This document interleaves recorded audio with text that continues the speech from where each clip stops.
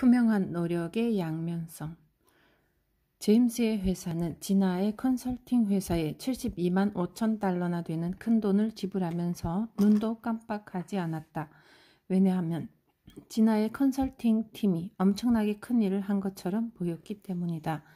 그 큰일이란 제임스의 회사가 절박하게 필요로 하는 것들을 파악하고 해결책을 제시했을 뿐만 아니라 자신들이 그 일을 하기 위해 얼마나 열심히 일했는지 보여주는 무려 5시간짜리 프레젠테이션을 준비하고 실행한 것까지 포함한다. 만일 열쇠 수리공이 제임스에게 그렇게 퉁명스럽게 굴지 않았더라면, 즉 자신이 얼마나 오랜 시간 자물쇠 여는 기술을 연마했으며 또 그 기술이 얼마나 섬세한 것인지 제대로 설명만 해줬더라면 두 사람이 주먹다짐 상황 직전까지 가지는 않았을 것이다.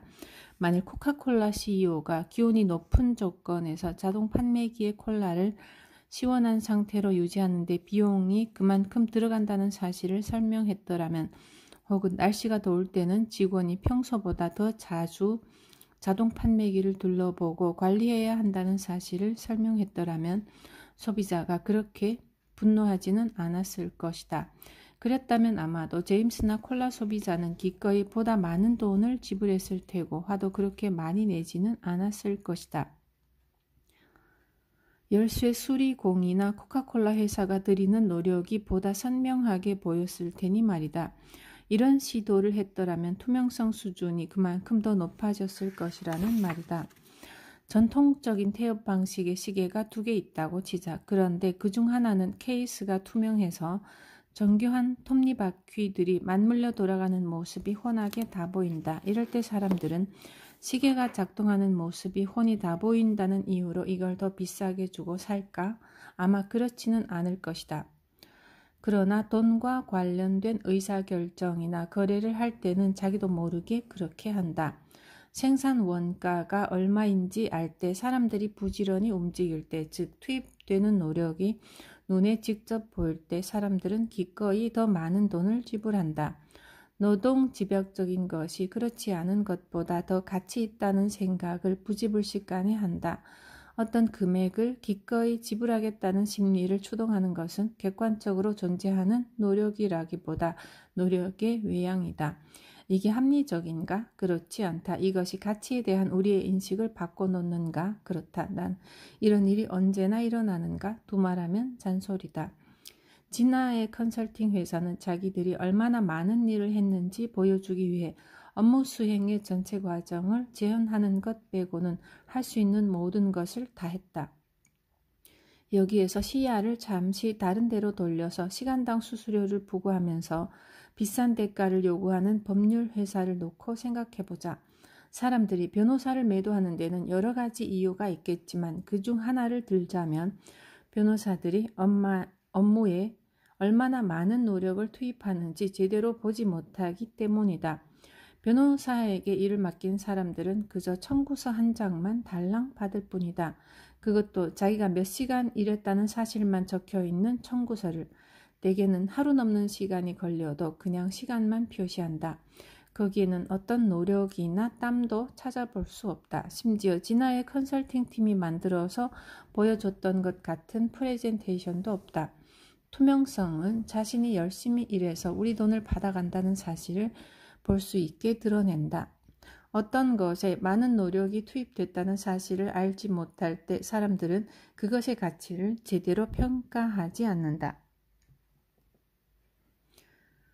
서비스를 사고 파는데 인터넷이 만만찮게 어려운 매체인 이유도 바로 여기에 있다. 온라인상에서는 사고자 하는 앱이나 서비스에 투입된 노력을 볼 수 없기 때문에 거기에 많은 돈을 지불해야 마땅하다는 생각을 쉽게 하지 못한다. 크고 작은 기업이 투명성이야말로 자신들이 들인 노력과 가치를 보여주고 증명한다는 사실을 깨닫고 있다. 점점 더 많은 기업이 자사 제품이나 서비스의 가치를 사람들이 보다 높게 평가하도록 유도하는 단서들을 제시하고 있다. 여행 사이트인 카약은 특히 더 투명성에 높은 비중을 둔다.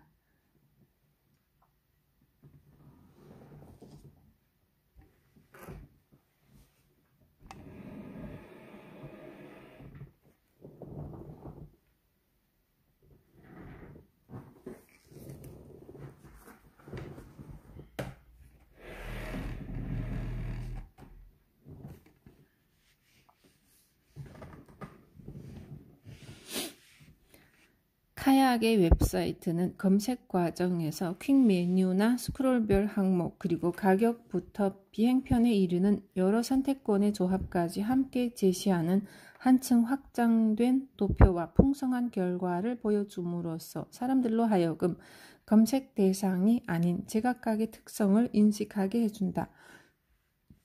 이런 식으로 카약은 자신들이 많은 변수를 고려하고 있으며 이 많은 계산이 이미 수행됐음을 방문자에게 보여준다. 그러면 방문자는 결국 자기를 대신해 수행한 그 모든 것에 감명받고는 만약 카약이 없었다면 그 모든 정보를 취합하는 일 자체가 불가능했을 것임을 깨닫는다. 이를 구글 검색과 비교해보자. 어떤 검색어를 넣고 검색 버튼을 누르면 곧바로 대답이 펼쳐진다. 구글이 수행하는 과정은 단순하고 쉬운 게 분명하다. 그렇지 않은가? 또 다른 사례로 피자 업계에서 가장 혁신적이라고 꼽을 수 있는 변화를 들 수 있다. 바로 도미노 피자의 앱인 트래커이다. 사람들은 언제든 상관없이 온라인으로 도미노 피자에 주문을 한다. 그러고 이 앱은 우리가 주문한 피자가 지금 어느 단계를 거치고 있는지 보여준다. 도미노 피자가 트래커 앱을 간편하게 만들기 위해 이 여러 단계 중 몇 가지를 건너뛴 것은 사실이지만 피자 체인점이 보여주는 이 단계는 많은 소비자를 날마다 자기 웹사이트로 불러들여서 주문한 피자가 지금 어느 단계에서 진행되고 있는지 지켜보게 만들고 있음이 분명하다. 진행 과정이 가장 불투명한 분야는 정부 조직 및 기관이다. 그런데 정부의 활동을 보다 투명하게 만들고자 한 영리한 프로젝트 하나가 보스턴에서 시행되었다. 보스턴에서 도로 보수는 이 도시의 길이라는 게 처음 생긴 이후로 끊임없이 이어지고 있다. 시 당국은 도로 보수 작업을 보다 투명하게 만들 목적으로 현재 보수를 진행하고 있거나 계획하고 있는 파손된 도로 지점을 모두 온라인 지도에 게시했다. 이런 조치 덕분에 시민들은 비록 자기 동네 도로에 움푹 팬 구멍이 여러 개 있지만 아직 도로보수공사 인부들이 오지 않았다 해도 시 공무원들이 어디선가 땀 흘리며 일하고 있음을 알게 되었다. 또한 그들은 이와 연관지어 하버드 야드에 주차하기가 그토록 어려운 이유를 더 잘 이해하게 되었다. 보스턴이라는 도시 이야기가 나왔으니 말인데 이 도시에 있는 하버드 대학교 교수이자 우리 두 저자의 친구인 마이클 노트는 투명성의 가치를 입증하는 몇 가지 창조적인 방법을 제시했다. 여기에는 자기와 잘 어울리는 짝뿐 아니라 잘 어울리지 않는 모든 사람을 보여주는 어떤 커플 매칭 사이트의 사례도 포함되어 있다. 이 사이트의 운영자는 잘 어울리지 않는 수천 쌍을 가입자들에게 보여줌으로써 자신들이 사이트 회원을 분류하는데 그리고 잘 어울리는 쌍을 엮어주는데 얼마나 많은 노력을 들였는지 입증해 보인다. 현대의 짝짓기 세계에 우리가 얼마나 말도 안 되게 겁을 먹고 있는지 또 우리 아내들이 얼마나 사랑스러운지 앞에서 얘기했던가? 만일 우버나 열쇠 수리공 그리고 우산을 팔던 편의점 주인이 책정 가격에 투입된 노력이 어느 정도인지 설명해 줬더라면 르네와 제임스의 눈에는 비로소 그 가격이 보다 공정하게 비춰졌을 것이다. 넷플릭스도 사용자들이 스트리밍 서비스를 이용하면서 높은 수준의 요금을 지출하고 있다고 자신들은 스트리밍과 DVD 대출 2개 서비스 중 하나만 사용하는 회원들을 위해서 가격을 낮추려고 한다고 2개의 서비스를 따로 분리해서 제공함으로써 각각의 서비스 질을 높이려 한다고 또 보다 참신한 콘텐츠를 제공할 것이라고 설명할 수도 있었고 또 했어야 하지만 그렇게 하지 않았다. 식당들도 연료비와 식재료비 그리고 인건비 등 모든 가격이 올랐기 때문에 음식값을 올릴 수밖에 없다는 설명을 게시할 수도 있지만 그렇게 하지 않는다. 정부 관계자는 세금 혹은 자기가 좋아하지 않는 백악관의 어떤 사람을 지목함으로써 자신에게 쏟아지는 비난의 화살을 그쪽으로 돌려놓을 수 있지만 그렇게 하지 않는다. 이런 설명은 고객이 가격 인상을 수긍하는 데 도움이 된다. 그러나 기업은 보통 그렇게 하지 않는다. 그렇다. 투명성은 가치를 제대로 이해하는 데 도움이 된다. 그러나 슬프게도 기업을 운영하는 사람들은 대개 자기 제품이나 서비스 뒤에 녹아있는 노력을 설명한다고 해서 고객이 그 상품의 가치를 평가하는 방식이 바뀌지 않을 것이라고 예단한다. 사실은 그렇지 않다. 얼마든지 바뀐다. 투명성을 추구하는 인간의 욕망은 주변 세상의 여러 가치를 온전하게 바라보는데 도움이 되기도 하지만 다른 한편으로는 조작에 쉽게 넘어가게 만들기도 한다. 진아의 컨설팅 팀은 자신들이 많은 노력을 쏟았음을 파워포인트 프레젠테이션으로 강조했지만 과연 그 팀이 정말 그렇게 많은 성취를 이뤄냈을까? 서투른 열쇠 수리공이 많은 시간과 노력을 들여 잠긴 문을 열긴 했지만 혹시 이 사람이 4시간 가운데서 1시간을 낭비하게 한 건 아닐까? 보스턴 시청 소속 공무원들이 정말로 일을 열심히 하고 있을까? 아니면 그저 신용만 하면서 시간을 보내고 있을까? 우리는 투명성이나 투명성 부족의 제물이 될 수 있다. 그것도 인정하고 싶은 것보다 더 많이. 어떤 제품이나 서비스에 투입된 노력을 직접 눈으로 확인할 때 우리는 그 가치를 실제보다 높게 평가하는 경향이 있다. 투명성은 노력을 드러내며 따라서 공정함의 외양을 취하기 때문에 실제 가치와 거의 관계가 없는 여러 가지 방식으로 가치에 대한 우리의 인식을 바꿔놓을 수 있다. 집안일과 노력의 관계, 공정함과 노력에 대한 인식은 돈 문제 차원을 넘어선다. 우리 저자들은 그 누구에게도 그가 맺고 있는 개인적 인간관계에 대해 주제넘은 조언을 해줄 수는 없다. 그러나 우리는 어떤 부부든 두 사람을 따로 만나서 전체 집안일 가운데 본인이 하는 일이 몇 %나 되느냐고 물을 때 두 사람이 대답하는 백분율의 합이 언제나 100을 넘는다는 사실을 확인했다. 즉 부부 두 사람 모두 자신이 상당히 많은 노력을 집안일에 들인다고, 배우자보다 자신이 일을 더 많이 하고 가사 분담이 공정하지 않다고 믿는다는 말이다.